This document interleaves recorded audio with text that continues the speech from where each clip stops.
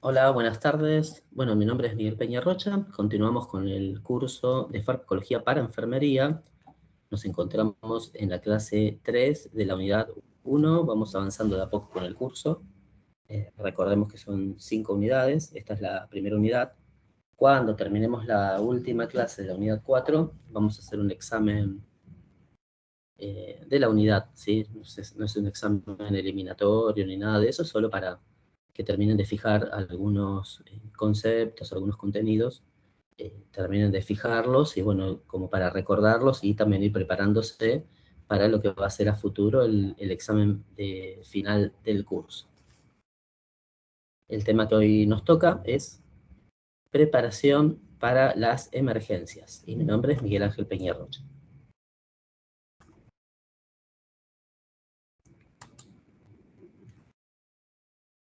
Algunas definiciones que tenemos que tener en cuenta: agentes neurotóxicos, bioterrorismo, material de inventario específico, radiación ionizante, síndrome agudo por radiación y vacuna. Si no llegan a ver los slides, me avisan, ¿sí? Porque algo están dando mal. Bueno, Se los ve agentes bien. neurotóxicos, bárbaro, muchas gracias.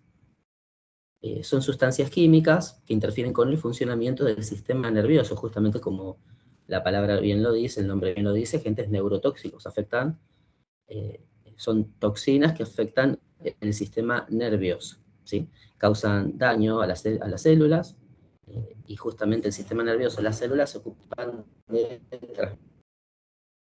una zona del cuerpo a otra. Por lo tanto, al haber neurotoxicidad, se altera esa transmisión, ¿sí? Estos agentes pueden ser gases, líquidos o sólidos, y su toxicidad puede variar ampliamente, ¿no?, entre un agente y otro. Agentes neurotóxicos más comunes son el sarín, el SOMAM y el BX, ¿sí? Estos compuestos inhiben la enzima acetilcolinesterasa, que es esencial para la degradación del neurotransmisor acetilcolina, ¿sí? Acuérdense que el neurotransmisor, la acetilcolina, está al final del axón, ¿sí? Y pasa de un final de neurona al otro, ¿sí? En la sinapsis, justamente, entre el axón, que es el recorrido final de la neurona, y a través de la sinapsis pasa al sistema o al aparato que quiere producir el efecto. Podría ser una contracción, por ejemplo, ¿no?, o algún otro tipo de efecto que pueda llegar a producir. Entonces hay una alteración, hay una degradación del neurotransmisor acetilcolina. La acumulación de acetilcolina en las sinapsis causa una sobreestimulación de los receptores colinérgicos. Sistema de la acumulación de acetilcolina: bueno, puede haber opresión del pecho. O sea, esto, ¿no?, que es la sobresaturación de los receptores colinérgicos por acetilcolina acumulada, puede producir esta sintomatología, que es opresión del pecho, salivación excesiva, calambres abdominales, diarrea, visión borrosa, temblores y convulsiones. Bioterrorismo. El bioterrorismo es el uso intencional de agentes biológicos, que pueden ser bacterias, virus, toxinas, para causar enfermedad, muerte o daño a personas, animales o plantas. El objetivo del bioterrorismo es generar miedo, caos y desestabilización social. Agentes utilizados en el bioterrorismo puede ser anthrax, peste, como Yersinia pestis, viruela, botulismo y fiebre tifoidea. Muchas veces estas bacterias son o sea, mantenidas en laboratorio para experimentos, ¿sí? Quiero ver, sentir un sonido. A ver si alguien se quiere agregar. Ahí está. Perfecto, bienvenida Carolina, ya habíamos iniciado, ¿sí? Pero apenas recién. Dale, gracias, profe. Por favor.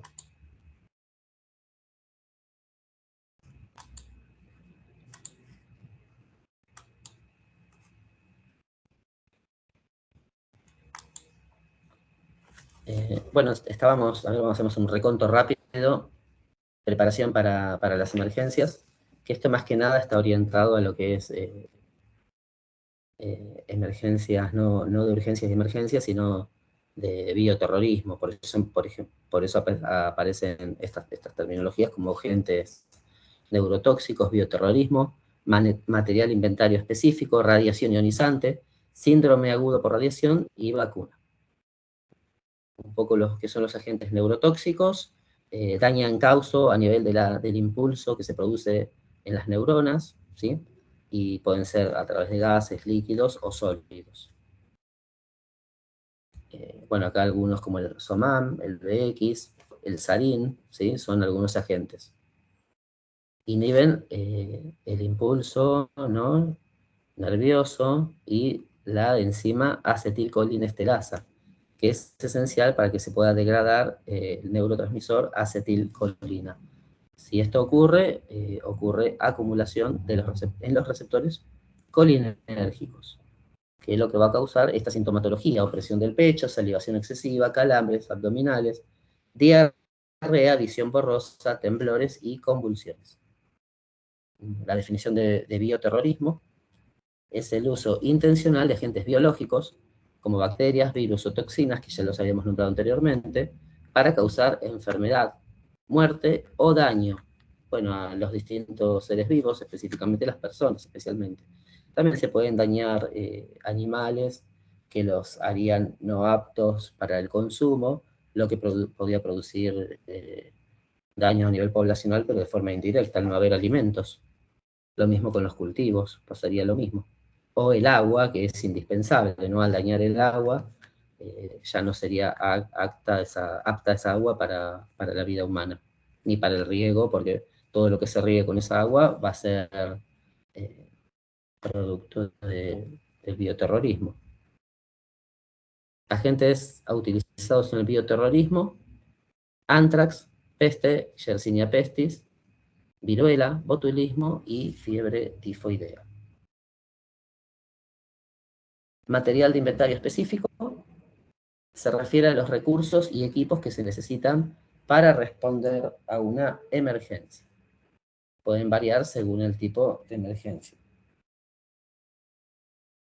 Incluyen, ¿no? O sea, cuando hablamos de esto, ¿no? Del material de inventario específico, van a incluir medicamentos, equipos de protección personal, equipos de descontaminación, materiales de primeros auxilios, equipos de comunicación, suministros de agua y alimentos.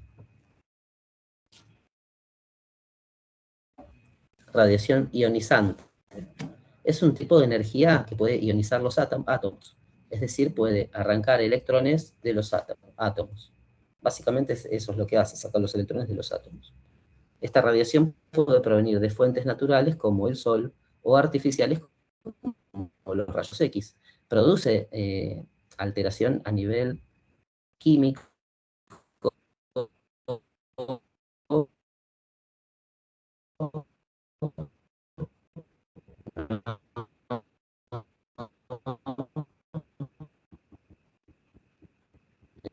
las células. Profe, yo no Con sé nivel de si es células mi tiene un daño, compu puede producir o distintas usted cáncer. que se está La trabando radiación ionizante mucho. puede ser dañina para tejidos vivos, ya que puede causar, esto es específicamente lo que causa, daño al ADN y provocar cáncer radial. ¿Sí?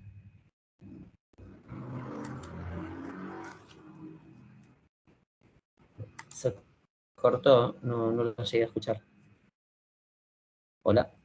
Yo no sé si es mi compu, mi internet o porque se me está cortando mucho su audio. Ah, ¿al resto le pasa lo mismo?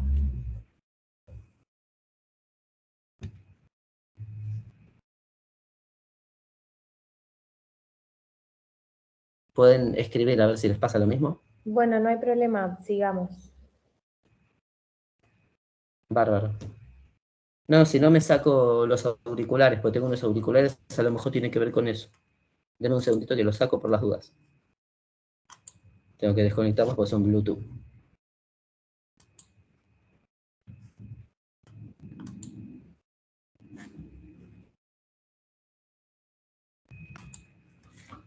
Ahí los saqué, confírmeme si se escucha mejor. Sí, ahí está mejor. Ah, puede ser que fallen a veces los auriculares. Un segundito.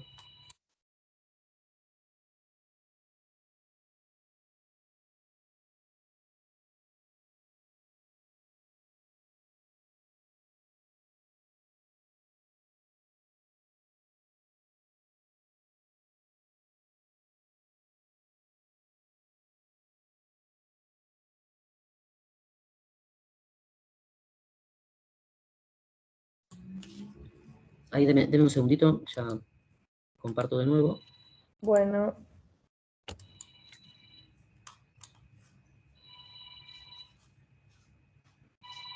Ahí está. Bueno, tipos más comunes de radio. Igual voy a agrandar la pantalla porque se veía bastante bien, ¿no? Y lo veían bien ustedes. sí. Bien, tipos más comunes de radiación ionizante incluyen rayos gamma, rayos X, partículas alfa, partículas beta, neutrones. El más conocido de todos estos es los rayos X, ¿no? Que nosotros lo tenemos en el ámbito de salud. Lo más común para nosotros, ¿no? Que lo tenemos en el ámbito de salud todo el tiempo. Siempre que se dice, ¿no? Las mujeres embarazadas que no pueden estar en contacto, o sea, en lugares donde se hagan placas de tórax, ¿sí?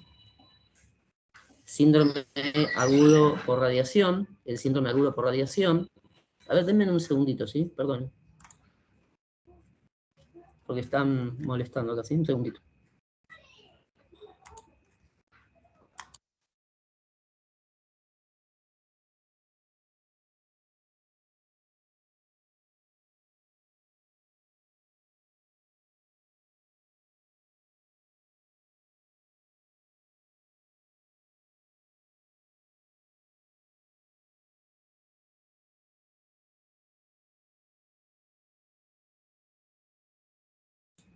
Perdonen, sí, ahí vuelvo a compartir.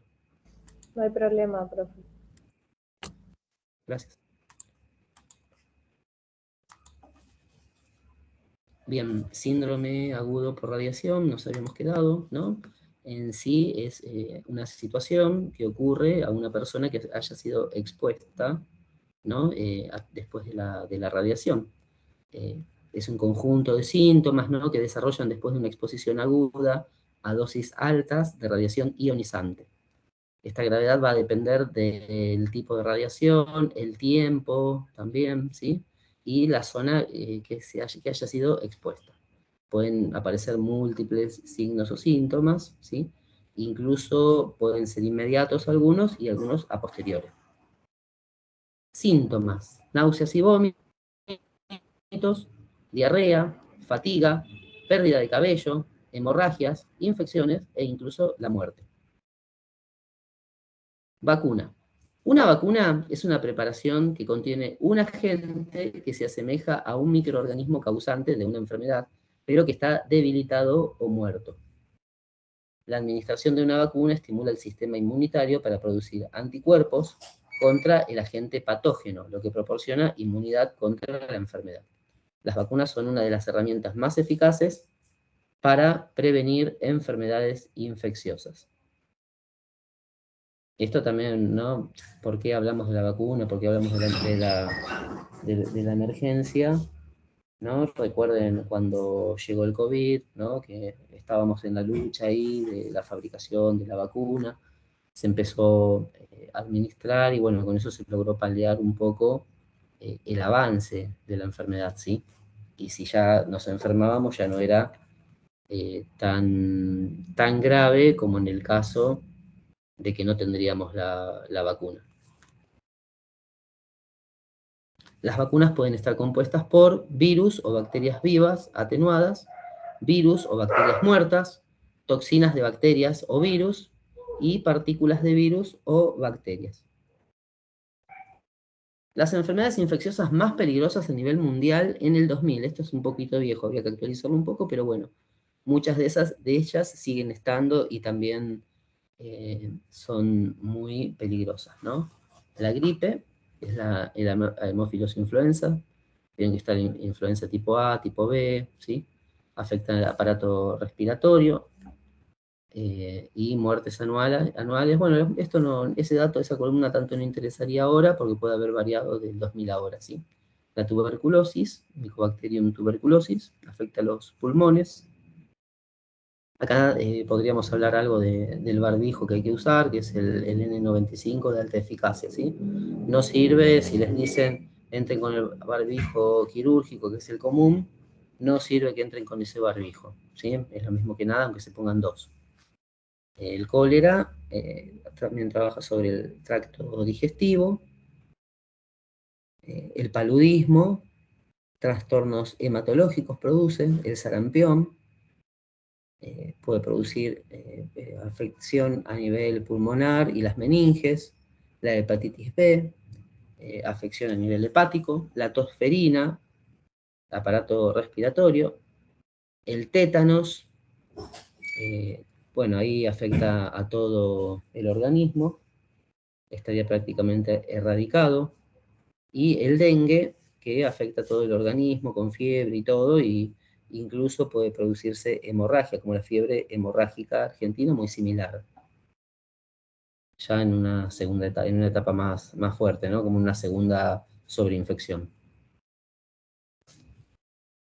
Papel de la enfermería en la preparación para las emergencias. Durante más de 30 años, la Joint Commission, bueno, es toda una sigla en inglés, ha exigido a los hospitales acreditados que desarrollen planes de emergencia y que lleven a cabo simulacros periódicos para determinar el grado de preparación. Es decir, que hay una exigencia, ¿no?, a través de una entidad muy importante que exige la realización de simulacros ante una situación de emergencia. Papel de enfermería en la preparación de las emergencias. Hasta los finales de los 90, los planes de la emergencia y su preparación se centraban en desastres naturales, como tornados, huracanes e inundaciones, o en accidentes como explosiones que podían causar múltiples víctimas.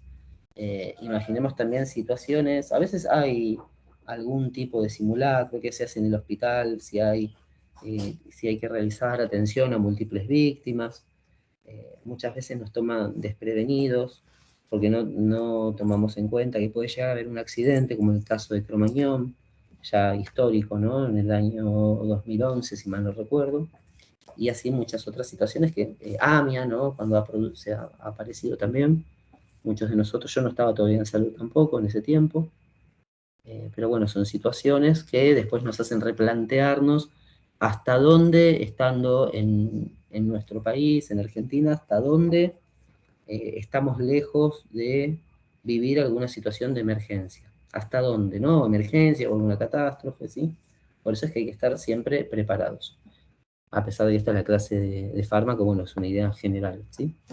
Papel de enfermería en la preparación para las emergencias. Bueno, la Joint Commission añadieron la posibilidad de que puede haber bioterrorismo y los microorganismos infecciosos más virulentos como casos raros, pero posibles, también se debían tener en cuenta. Se deben tener en cuenta. En el 2001 se establecieron nuevos criterios que supusieron un cambio de enfoque, pasando de contemplar únicamente la respuesta al desastre a preocuparse por el manejo de la emergencia. Estos nuevos criterios iban más allá de la respuesta a las víctimas inmediatas, para considerar también qué cambios podía sufrir la atención sanitaria. Claro, cómo se atendía en un momento histórico, en una emergencia, y algunos cambios que han ido surgiendo a lo largo del tiempo, ¿no? Cómo ha ido cambiando la emergencia, cómo la salud pública, ¿sí? Bueno, siguiendo con el papel de la enfermería en la preparación para las emergencias, también se incluía la coordinación de la institución sanitaria con los recursos comunitarios, como otros hospitales y centros de salud pública. Ahí va lo que es este sistema de salud pública, o también trabajo en redes, ¿sí?, donde si se considera la atención de un paciente, un poco el triage también, ¿no? Esto de atender al paciente y a veces derivarlo a un hospital determinado, que puede ser un hospital de alta complejidad, de mediana complejidad o de baja complejidad. quizás en un centro de atención primaria en salud, ¿sí? Dependiendo la gravedad del paciente también. El papel de los enfermeros en la prevención y manejo de atentados biológicos. Como siempre, educación, ¿no? Importante.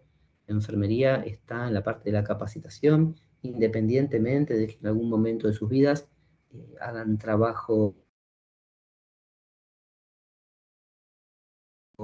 Debemos considerar también la importancia de desarrollar estrategias educativas, no solo para el paciente, para la familia, y bueno, y incluso en estas situaciones, ¿sí? Establecimiento también de recursos, diagnóstico y tratamiento. Los recursos, ¿no? Tienen que ver con el conteo del material, la cantidad de material que van a necesitar para atender a las múltiples víctimas, que el instrumental esté en condiciones, ¿sí? Que no falte material adecuado en cantidad y en calidad, ¿sí? Después, bueno, diagnóstico y tratamiento. Quizás no hacemos un diagnóstico médico, pero sí establecemos cuál es el problema del paciente, le establecemos un orden y determinamos las prioridades de acción. Y bueno, para ello también hay que planificar nuestros cuidados, nuestras intervenciones. Educación. Los enfermeros deben mantener un conocimiento actualizado de la actuación en las emergencias por actividades bioterroristas. Quizás como decimos siempre acá en Argentina, quizás no lo tenemos tan pensado, tan trabajado, pero siempre hay que tenerlo en consideración. Recursos. Los enfermeros deben mantener una lista actualizada de los recursos existentes en su comunidad y de los contactos sanitarios y fuerzas de orden que colaborarían en caso de actividad bioterrorista. Diagnóstico y tratamiento. Deben conocer los primeros signos y síntomas de la exposición a sustancias químicas y biológicas y su tratamiento inmediato. Ya algo habíamos charlado, ¿no? De qué signos y síntomas pueden llegar a tener los pacientes, ¿no? Qué signos y síntomas pueden llegar a tener en una primera instancia. Algo habíamos dicho, náuseas, vómitos, mareos, cefalea, ¿sí?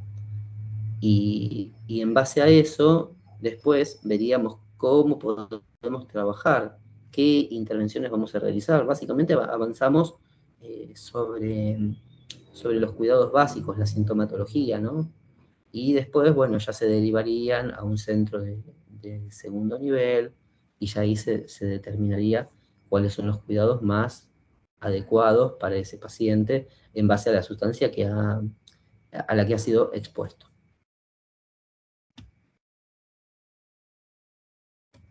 Ahí sigo compartiendo. Quedó usted sola, Carolina.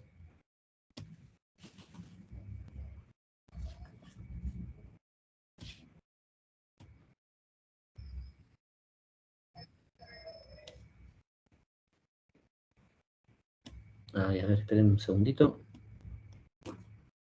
Admitir. Ahí está.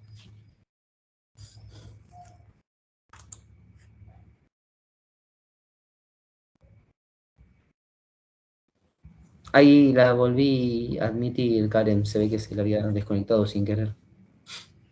Sí, se me desconectó, profe, perdón. Bueno, no hay problema. Es Ahí la vuelvo. compu, me parece. Gracias. No, por favor. Me quedé en la parte de los enfermeros en la educación. Ah, bien. Sí, hablábamos que la importancia, ¿no? de la educación, porque sabemos que como enfermeros vamos a educar, a brindar intervenciones educativas en cuanto a qué necesidad puede tener un paciente Claro, respecto a la falta de conocimiento, ¿no? sí, Después el familiar, pero también en estas cuestiones de emergencia por bioterrorismo o también accidentes con múltiples víctimas, ¿sí? desastres naturales, sí. Claro, y muchas veces enfermería coordina estas acciones. Siempre digo que todos los profesionales de la salud, ¿no? Necesitan siempre de un enfermero o una enfermera al lado, porque muchas veces Sí, somos los que coordinamos. Otros profesionales tienen otro conocimiento, otra pericia, otras cuestiones, pero la coordinación, el armado de las intervenciones siempre pasa por nosotros. sí, tal cual, estoy de acuerdo. incluso en las capacitaciones, ¿no? Cuando uno estudia no sé, un curso, una maestría, un posgrado, un curso de nivel superior, siempre que son multidisciplinarios, siempre los otros profesionales van a un poco a depender, no al 100%, pero sí un poco de nosotros que organicemos las cosas, como enfermeros, ¿no? Claro. Ahí les sigo compartiendo. Después hay un tipo chiste, pero bueno, después se los voy a compartir. Eh, Ahora no viene el caso, pero bueno, era una enfermera que por error fue al infierno, y las enfermeras nunca tienen que ir al infierno. Pero bueno, después se los paso Ok. ahí de WhatsApp. Ahí sigo compartiendo y continuamos con la clase.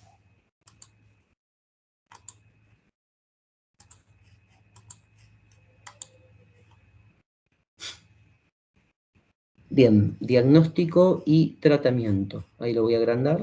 Eso. Los enfermeros deben conocer los primeros signos y síntomas de la exposición a sustancias químicas, biológicas y su tratamiento inmediato. Por eso decía, básicamente, ¿no? Lo que van a tener, ya dijimos, náuseas, vómitos, diarrea, mareos, podría llegar a tener convulsiones una persona. Entonces ahí tenemos que saber cómo actuar, ¿sí? El tratamiento inmediato también, aunque después se van a derivar al centro de atención, donde va a ser un mayor tratamiento. Y también cuidarnos nosotros, ¿no? Si atendemos este tipo de pacientes. Es raro acá en Argentina, pero uno nunca lo descarta, ¿no? Y también poder aprender a cuidarnos nosotros, siempre cuando hay un accidente con múltiples víctimas, no es que, o veo un accidente en la vía pública, no es que enseguida voy a ir ahí, voy a atender y me voy a exponer, ¿sí? Como que tengo que mirar un poco desde otra mirada, desde la afuera, tomar decisiones pensadas y repensadas, pero siempre desde la distancia en principio, y actúo cuando observo que no hay ningún peligro, nada que me pueda dañar, ¿sí? En esto pasa lo mismo. Imagínense una persona que ha estado en contacto con sustancias químicas, biológicas, no puedo ir a atenderlo directamente. ¿Por qué? Porque me voy a estar expuesto también a eso, ¿no? Tengo que atenderlo, sí, pero con las precauciones debidas y con la protección adecuada. Es como llévenlo, ¿no? Al caso del tiempo del COVID, donde si bien no era, eh, era una sustancia biológica, no era como parte del terrorismo, supongamos que no, eh, no podíamos ir a atender directamente así sin ningún tipo de protección a un paciente con estas características. Teníamos que ponernos todos los elementos de protección personal. Y después sí podíamos atender al paciente.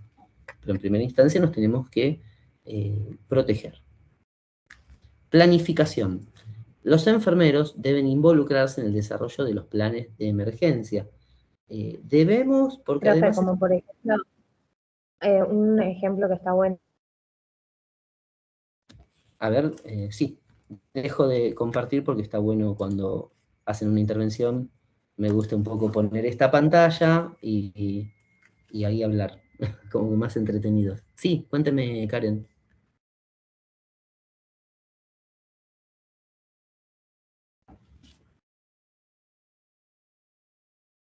No se la escucha, no sé si está queriendo hablar.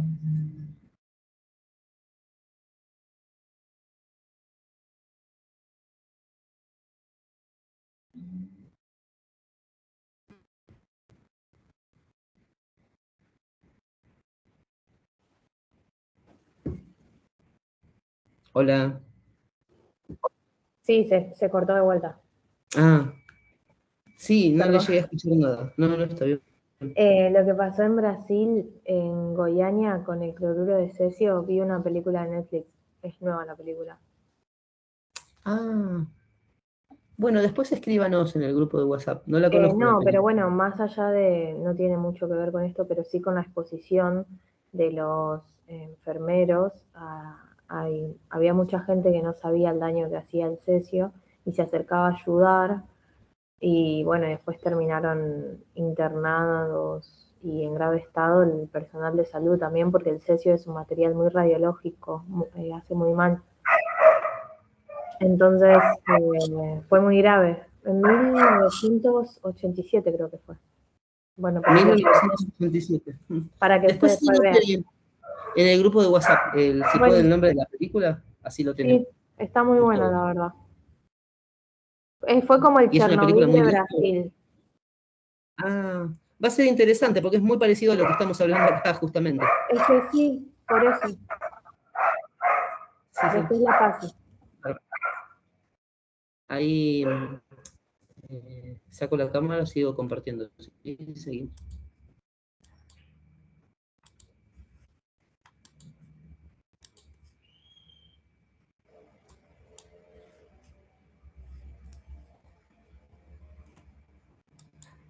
Bárbaro, planificación. Como decía, ¿no? Los enfermeros deben involucrarse en el desarrollo de los planes de emergencia.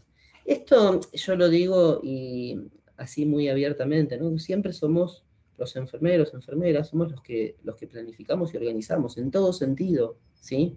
Tanto en el hospital, hay profesionales muy altamente capacitados que pueden saber mucho, pero la organización siempre va a pasar por enfermería. De una forma u otra siempre vamos a terminar organizando, porque estamos acostumbrados a eso todo el tiempo. Reserva estratégica. Bueno, la Strategic National, no lo puedo nombrar muy bien por mi inglés, pero bueno, es de Estados Unidos, es un programa federal que almacena una gran cantidad de medicamentos, vacunas, equipos médicos y suministros esenciales para responder a emergencias de salud pública, como pandemias, desastres naturales o ataques terroristas. Básicamente, esto lo hace cualquier país, ¿no? Se encargaría específicamente la salud pública de nuestro país y se encargaría de eh, mantener algún tipo de reservas de medicamentos y alimentos.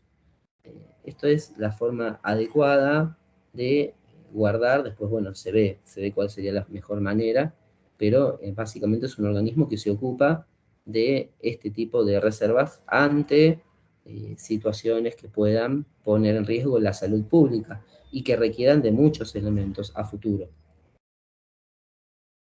Bien, Reserva Estratégica Nacional es un programa diseñado para asegurar la inmediata distribución en la comunidad de los suministros médicos básicos en caso de un ataque biológico o químico a gran escala. Está gestionado por la CDC. Esto igual es muy de Estados Unidos, ¿sí? Pero para tener en cuenta cómo se manejan ellos también. Reserva estratégica consta de antibióticos, vacunas, suministros médicos, quirúrgicos y de soporte vital, como vendajes, material de intubación y equipos intravenosos. Reserva Estratégica Nacional. Si bien Argentina no cuenta con un sistema formal de reserva estratégica nacional, como el que existe en Estados Unidos, existen iniciativas y mecanismos que buscan asegurar el abastecimiento de medicamentos e insumos médicos en situaciones de emergencia. ¿Qué se les ocurre? Así para charlar un poco, ¿no? ¿Qué sistema, quién se ocuparía en Argentina de hacer esta función que estábamos hablando de ese organismo, que se ocupa de guardar esos insumos, ¿no? El Estado. Claro, el Estado tendría que ser justamente a través de distintos organismos, ¿no? Claro. Podría ser, no sé, la parte de las Fuerzas Armadas, ¿no? Que se También, encargue de eso, sí, los militares, claro, en conjunto con el Ministerio de Salud, ¿no? sí, también. Sí, sería, no lo tengo averiguado, pero investigado, pero sería cuestión de investigar si hay un organismo actual que se esté ocupando de algo así similar. Es sentido común igual, es obvio que lo hacen ellos. Claro, tal cual. Es que ante una situación así similar, como por ejemplo fue en el caso del COVID, ¿qué hicimos? Fuimos desesperadamente a comprar todos los productos que podíamos comprar para abastecernos y para que no nos faltara nada en nuestras casas. Sí, Entonces es verdad. estaban las largas filas, ¿no? Sí, Pero bueno, quizás eso no era la solución, porque iba y compraba una familia, compraba todo porque tenía el poder adquisitivo, y después otro que tenía para comprar menos y compraba muy poquito. claro. Era por el miedo que tenía la gente también. Claro. y sobrevive Por eso después únicamente habían puesto que no podías comprar más de 2 aceites, por ejemplo, y así. O por familia. uno por grupo Sí, familiar y esas cosas. sí, es verdad, tal cual. Así que bueno, ahí saco la cámara y comparto.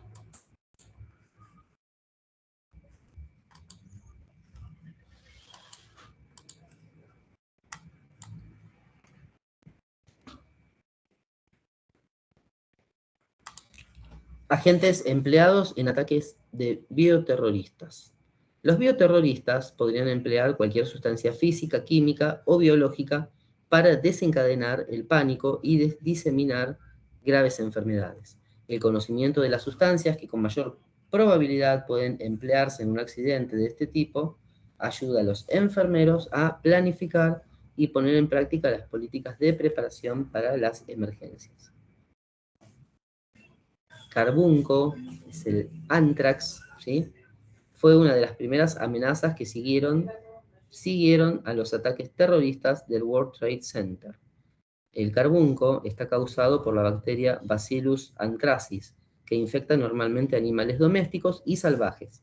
Esta enfermedad puede afectar a una gran variedad de ganado, incluyendo el ganado vacuno, ovino, equino y porcino, y también a monos, bisontes americanos, antílopes, elefantes y leones.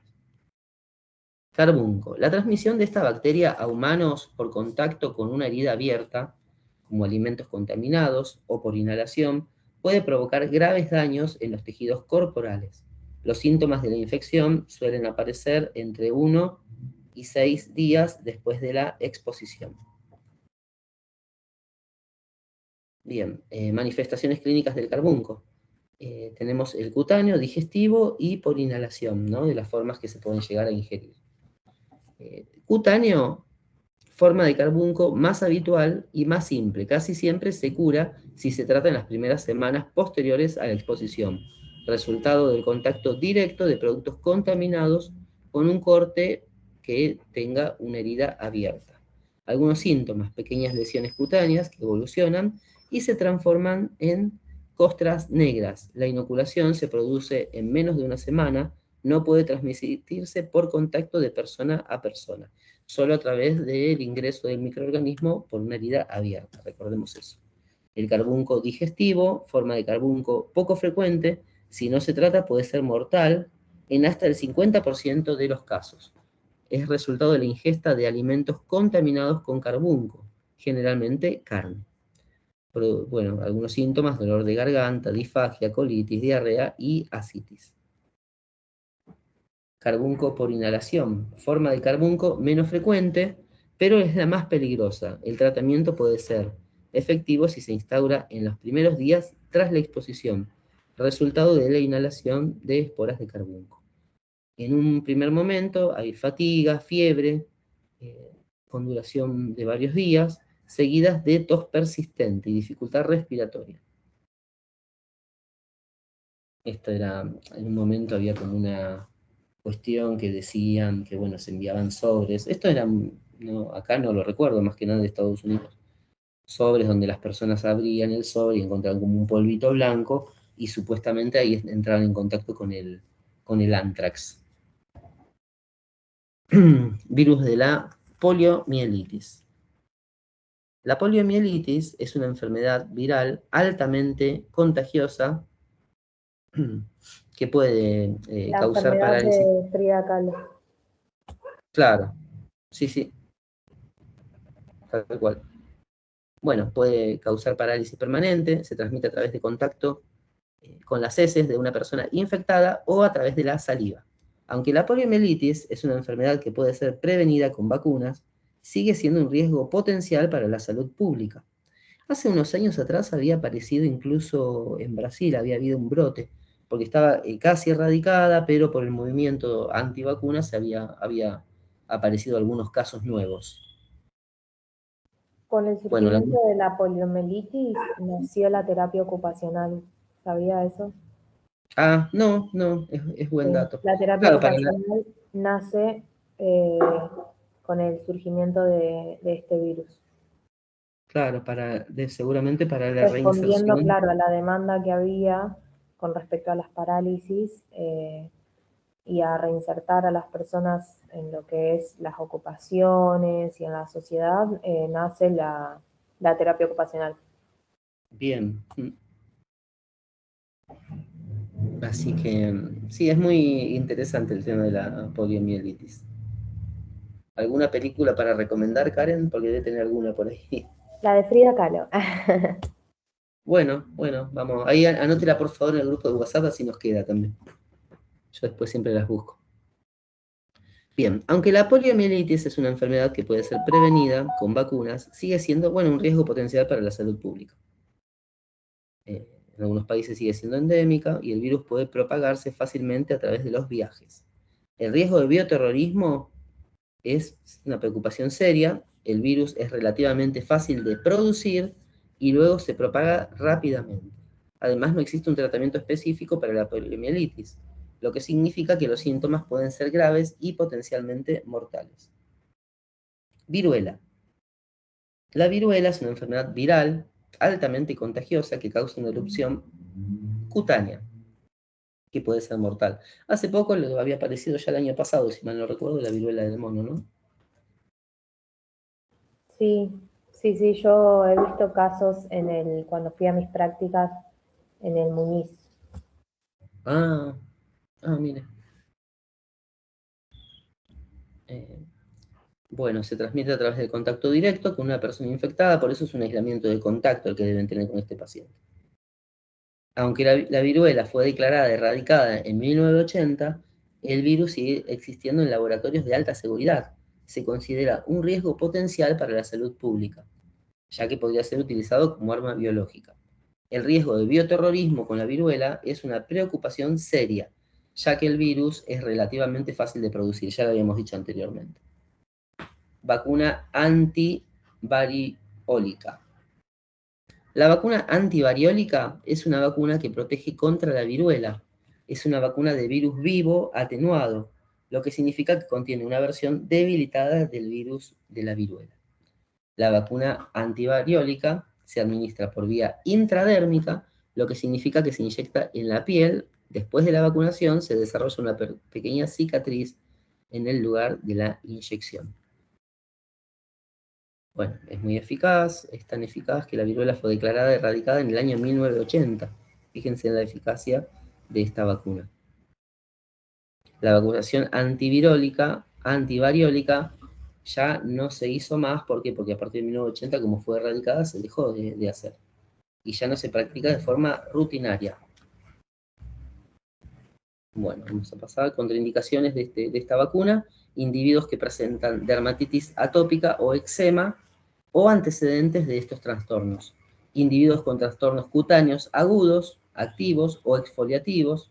Individuos con alteraciones inmunitarias, por ejemplo, VIH, leucemia, linfoma o tratamiento con inmunosupresores.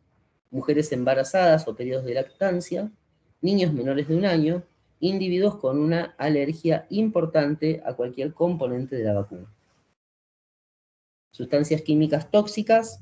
Aunque se dispone de armas químicas desde la Primera Guerra Mundial, la medicina ha elaborado escasos antídotos. Las sustancias químicas susceptibles de usarse en un ataque terrorista incluyen gases neurotóxicos, sustancias hemorrágicas, asfixiantes y vomitivas, así como agentes vesicantes. Bueno, armas químicas y sus tratamientos. Acá tenemos agentes neurotóxicos. Tabún, dependiendo del agente neurotóxico, los síntomas pueden ser de aparición más lenta y de efecto acumulativo, dependiendo del tiempo de exposición. Pueden ser miosis, rinorrea, disnea, salivación excesiva, náuseas, vómitos, cólicos, micción y defecación involuntarias, fasciculaciones y espasmos musculares. También cefalea, confusión, convulsiones, coma y finalmente la muerte. Se dispone de kits que contienen el antídoto del agente neurotóxico junto con atropina. Se debe lavar inmediatamente los ojos con agua, aplicar a la piel bicarbonatos de sodio o una solución de lejía líquida al 5%. Y no se puede estimular el vómito. Al estimular el vómito se produce daño a nivel esofágico, porque ingurgita el líquido que puede haber llegado a ingerir y se produce daño. Es como cuando el paciente, hay pacientes pediátricos que ingieren lejía, o sea, lavandina, y si le producen el vómito para que lo expulse, termina produciéndose un doble daño. El daño a la entrada y el daño a la salida.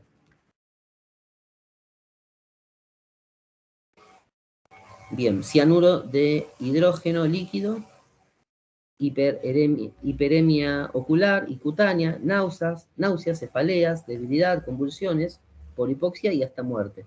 Se deben lavar los ojos y la piel con agua. En caso de inhalación puede administrarse oxígeno y nitrato de amilo. En caso de ingesta de cianuro líquido puede administrarse tiosulfato de sodio al 1% para inducir el vómito. Cloruro de cianógeno es un gas, ahí va a haber pérdida de apetito, irritación del tracto respiratorio, edema pulmonar y muerte. Puede administrarse oxígeno, nitrato de amilo, dele al paciente leche o agua, no estimule el vómito. El agua y la leche alcalinizan, ¿sí? Porque esto es muy ácido, entonces produce lesión. Agentes asfixiantes, a ver, los primeros eran agentes, acuérdense, agentes neurotóxicos, agentes hemorrágicos y agentes asfixiantes y vomitivos. Ven que me pasé de largo.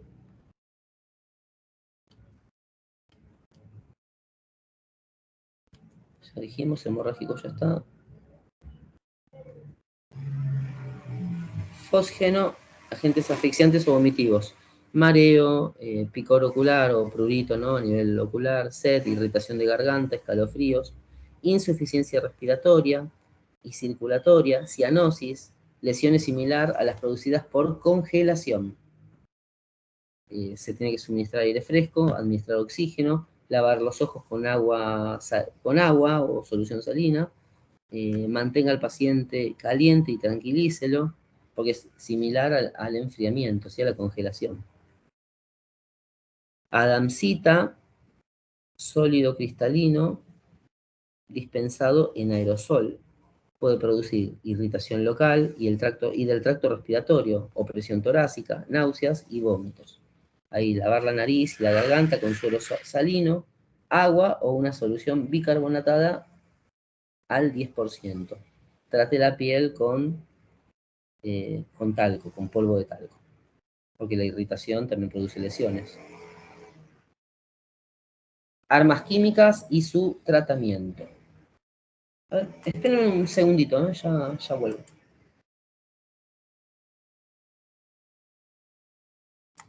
Un segundito, ahí vengo.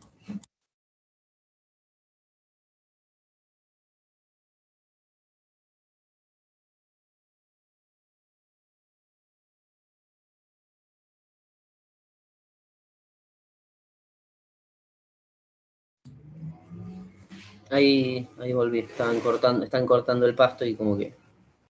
Bueno, no hay problema, está bien. Gracias.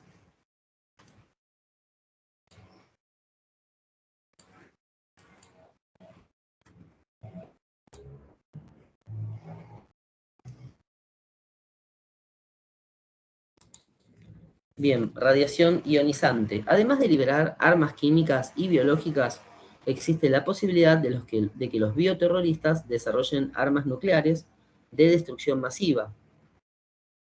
Los supervivientes, sin embargo, podrían verse expuestos a elevados niveles de radiación ionizante procedente de cientos de radioisótopos diferentes derivados de la exposición nuclear. Este tema igual es medio complejo, mucho más complejo de lo que lo estamos dando, ¿sí? Algunos de los efectos, ¿no? Pueden ser, van a estar bien documentados, ¿no? Pero bueno, puede aparecer síndrome agudo por radiación, llamado también enfermedad por radiación, que puede aparecer inmediatamente, horas después o hasta días siguientes. Después los síntomas inmediatos van a ser náuseas, vómitos, diarrea. Síntomas tardíos incluyen pérdida de peso, anorexia, fatiga y mielodepresión. Pacientes que sobreviven al síndrome agudo presentan un riesgo elevado de desarrollar diversos tipos de cáncer, especialmente leucemia. A ver, acá lo que estoy mostrando, ¿no? Desastre nuclear de Chernobyl, 1986, documental completo. Ese enlace ahí de YouTube daría a este documental de Chernobyl y es como, muchas gracias, es Está la película también en Netflix, pero después voy a pasar la que dije hoy de Brasil. Ah, bueno, sí, sé que está la película en Netflix. Lo que pasa, bueno, yo en este momento no tengo Netflix, pero bueno, a lo mejor se puede ver por otro lado. Pero bueno, mucha gente tiene. Así que sí, es un tema interesante, la verdad que lo damos muy simple, porque está dentro del programa, quizás en futuros cursos, o sea, futuras ediciones de este curso lo saque, porque quizás no hace mucho a nuestra realidad. Pero bueno, no está de más tampoco saberlo. Así No, que bueno, obvio. hasta acá la clase de hoy, espero que haya sido de su agrado. Ya en un ratito voy a estar subiéndola y voy a estar compartiendo el material de lectura, ¿sí? Perfecto, profe, muchas gracias. Bárbaro, muchas gracias a ustedes. Nos vemos Chao. la semana que viene. Saludos. Gracias. Chao, chao, gracias.